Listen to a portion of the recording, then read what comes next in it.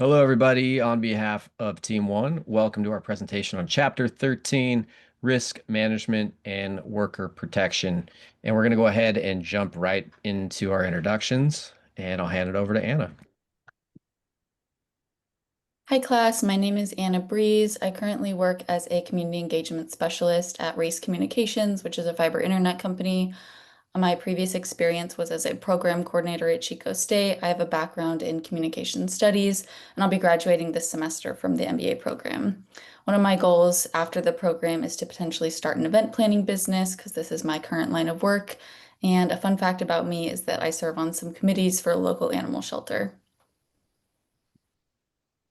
I'm Christopher Arns. I'm a training manager at the California School Boards Association.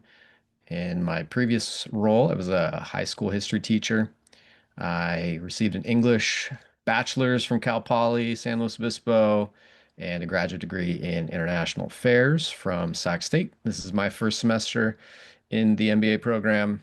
I'm hoping to become a chief learning officer or chief impact officer after I'm finished. And fun fact, I can play the banjo, but I would not say I play it very well. Hello, I'm Derek Beaumont. I'm a senior production engineer at Sentinel Peak Resources, which is a California-based oil and gas company. I got my bachelor's in petroleum engineering, graduated in 2020 from the Colorado School of Mines. This is my third semester in the MBA program. I'll be graduating in a year and a half. After the program, I hope to progress down the technical route and into technical management, and hopefully into an executive position. Fun fact is I visited 41 countries. Hi class, my name is Rebecca Adams. I graduated from CSUB in 2024 with my Bachelor of Science in Business Admin with a focus in finance. I plan to graduate with my MBA in the fall of 2026. I currently work as a staff accountant at Barbich Hooper King Dill Hoffman. I am in the tax department, just filling out anything from individuals, trusts, corporations, partnerships, nonprofits, anyone that has to file a tax return, we do. I'm also active in Cal CPA, the Bakersfield chapter. We put on events all throughout the year. A majority of them are to connect with current students at CSUB or Bakersfield College. We host a bowling night, a student night, firm tours, just a bunch of different events all throughout the year. Some fun facts about me. I love to kayak, travel, and embroider. And as you can see there, my friends and I have a group. We get together every weekend and sit at a local coffee shop and just embroider and chat and catch up.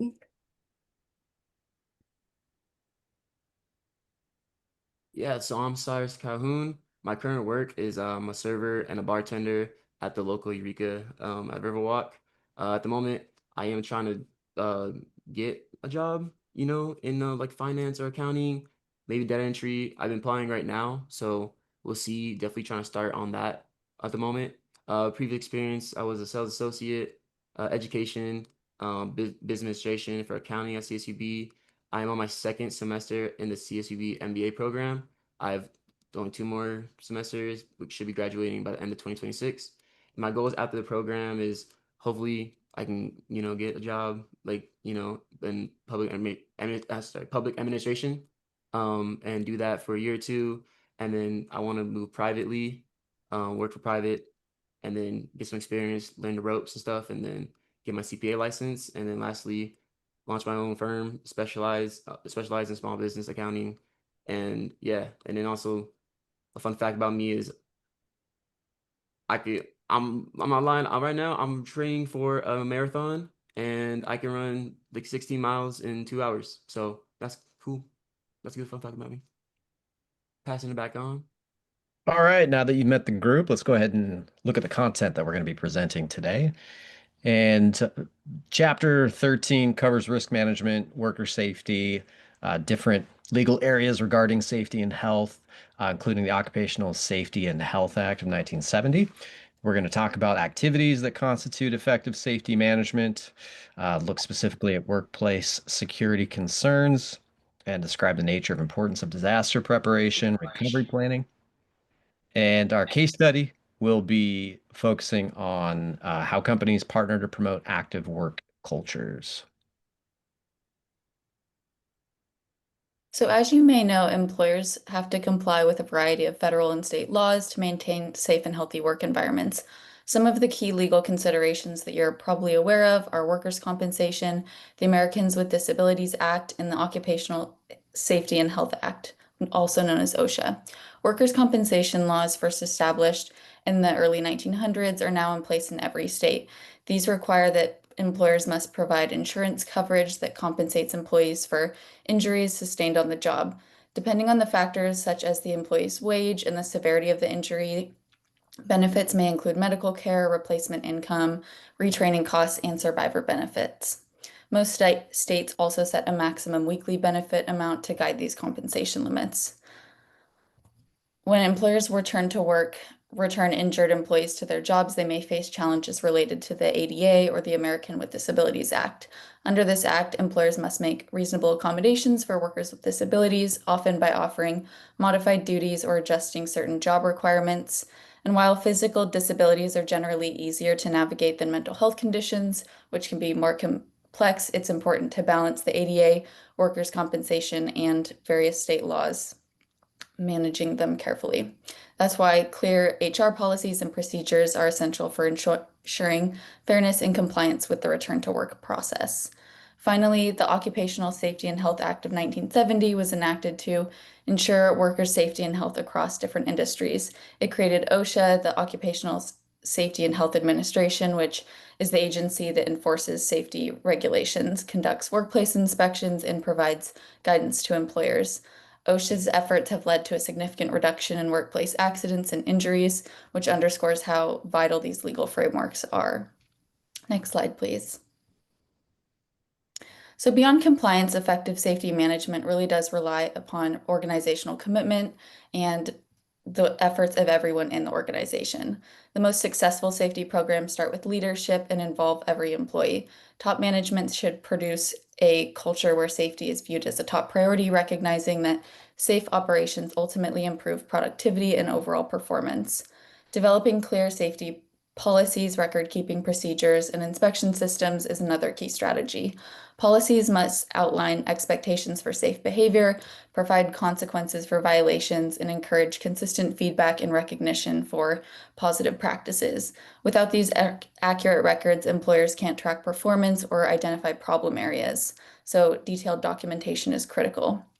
Safety training and communication are also central to prevention. HR staff and supervisors should coordinate regular sessions to teach proper procedures, discuss why accidents occur, and provide employees with preparation for emergency situations.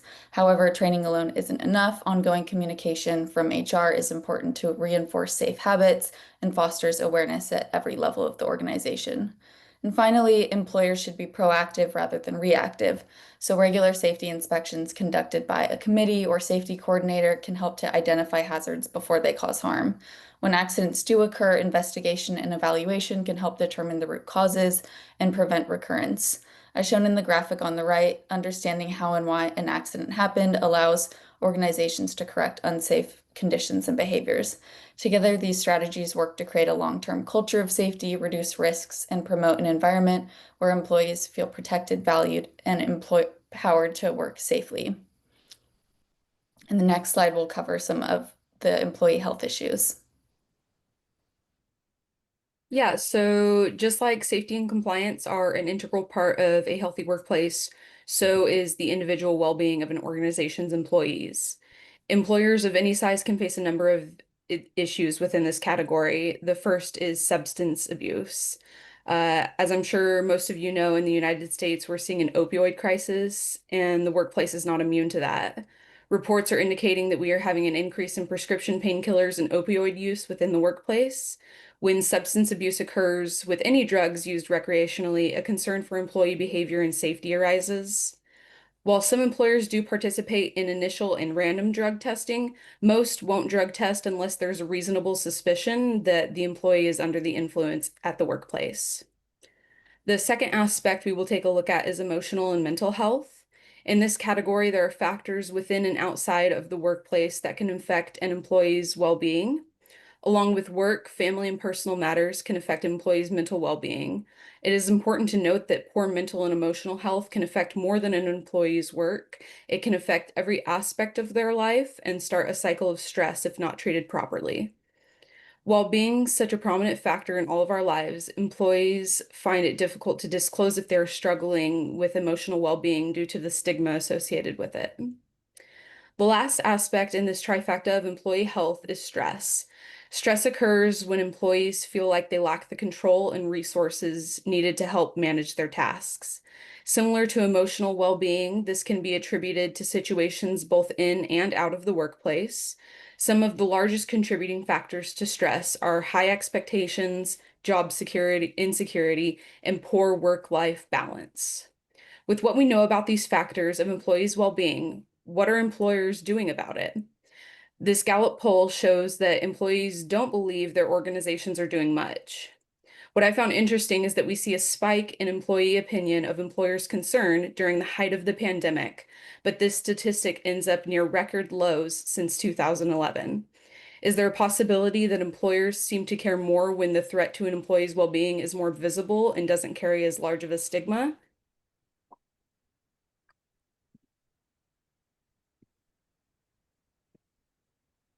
Thanks, Rebecca. In addition to some of these other kind of typical risks we think of when we think of employee safety, there is some other kind of focus areas, which is just overall employee wellness. Ergonomics is first one I'm going to talk about. This is reviewing the stresses or strains that are caused by to an employee, typically over like a longer period of time, and how we can reduce that.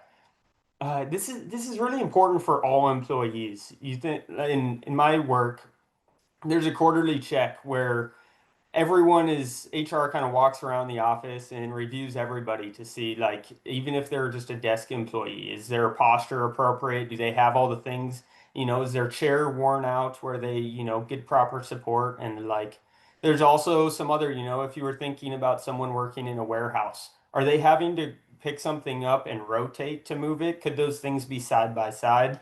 Are they having to bend over frequently? Could we put shelves higher to where it's reduces some of those strains?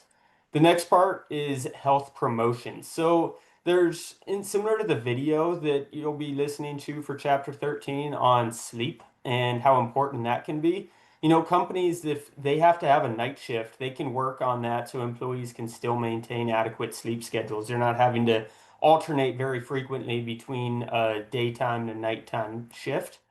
And then weight loss programs. There's big benefits to health long term to be uh, keep levels of obesity down, and so many workplaces can create incentives to improve that.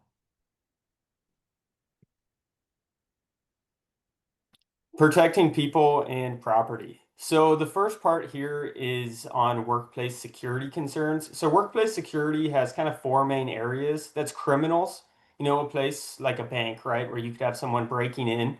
You could have customers, which someone there for business that is upset about something. Coworkers, it could be someone that was a past coworker is maybe terminated, or domestic risks also, where people know somebody that works there. It's unrelated to the work and business, but that could still be an issue. A couple of the main reduction opportunities there are both training and then security personnel, whether that, you have to badge in to get into the office or actually train security personnel on site. The next part here is disaster preparation and recovery planning. The first important part here is look at what are the risks in a particular location. In California, maybe it's earthquakes. In Oklahoma, maybe it's tornadoes. All right, so look at what risks you have to a workplace and then creating a plan and people that are responsible for enacting that plan and then training on the plan so that in the case of any of those emergencies, it can be reduce the impact as much as possible. All right, and that brings us to the video for our presentation. This is a clip from The Office. This is from an episode called Safety Training, and it connects to our presentation in some of the learning objectives. Definitely learning objective 1, which is covers the components of risk management. Learning objective 4, which is covering activities that constitute effective risk management. And you're going to see in the video that we start off with a spiel from HR, and then things kind of quickly devolve from there, as it usually does if you know The Office when Michael Scott gets involved. I thought this video was kind of funny because it really shows the disconnect that sometimes happens in companies or organizations where you have kind of the stated risk management safety policies, and then you have how it actually gets implemented or how the organization actually lives it. And I know that my personal experience, I've seen that for sure happen where you get the HR spiel, and then you have your staff or line managers that have maybe their own way of implementing it, although probably hopefully not quite as blatantly as it's shown in this video. Toby now has the floor, and he is going to try not to screw this up like everything else in his life. Let me rephrase that. I believe that you can do safety training and make it sound just as good as Daryl. Here we go. Okay, one thing you're going to want to look out for is carpal tunnel syndrome. It's recommended that you take a 10-minute break from typing every hour. For your circulation, you're going to want to get up out of your chairs and move around at about 10 minutes every hour. Yes, good, fine. Like stretching and...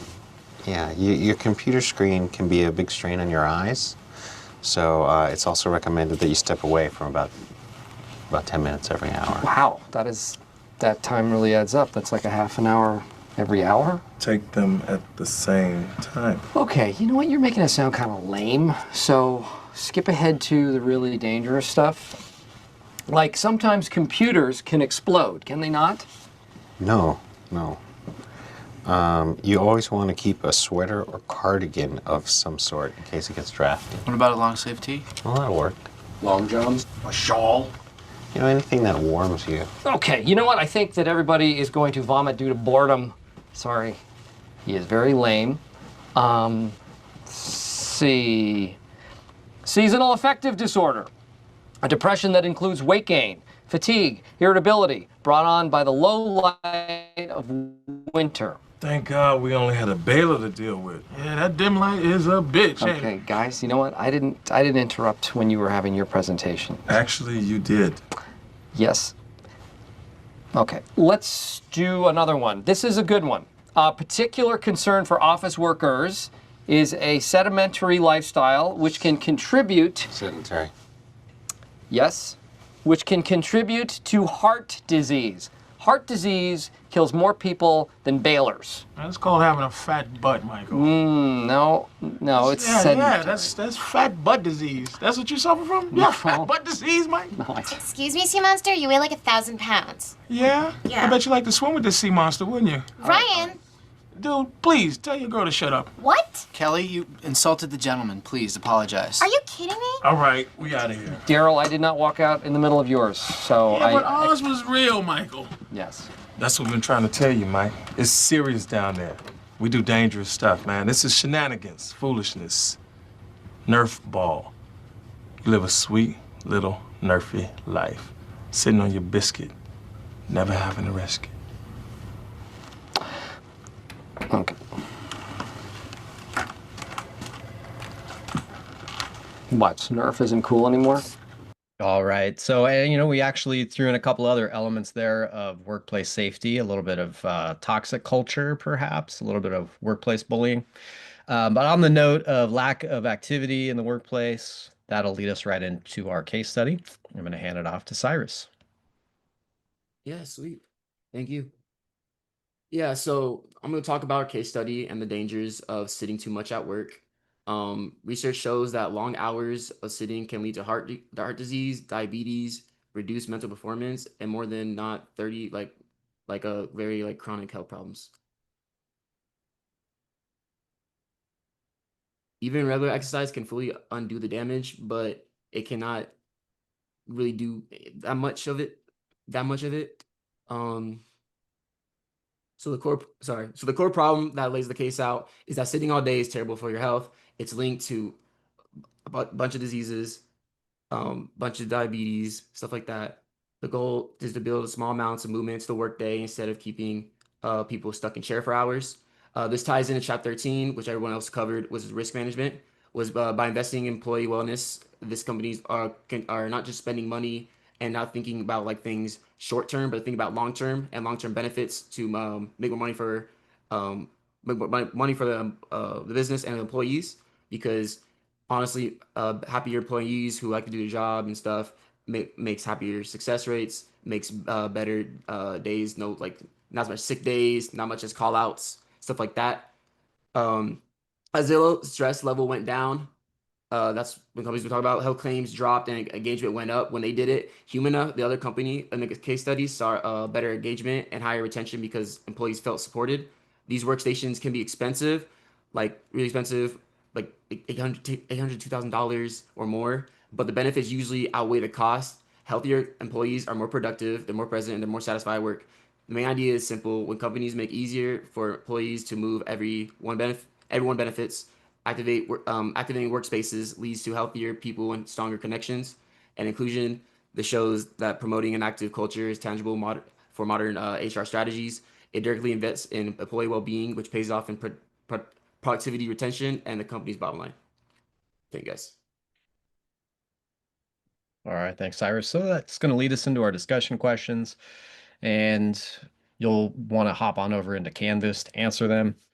Just to give you a quick overview, our first question is focused on AI and what kind of risks might organizations be facing from AI and how can they address them. And then our second question covers workplace incivility and bullying. What are some effective ways that organizations can prevent this and also enable people to speak up or be not bystanders, but upstanders, which is when somebody intervenes to help somebody else. And then finally, reflecting on our case study, thinking about ways that employers maybe have an ethical or legal obligation to address workplace inactivity. So on that note, hopefully you've enjoyed our presentation. Go ahead and log into Canvas and answer our discussion questions there. And thank you very much for watching.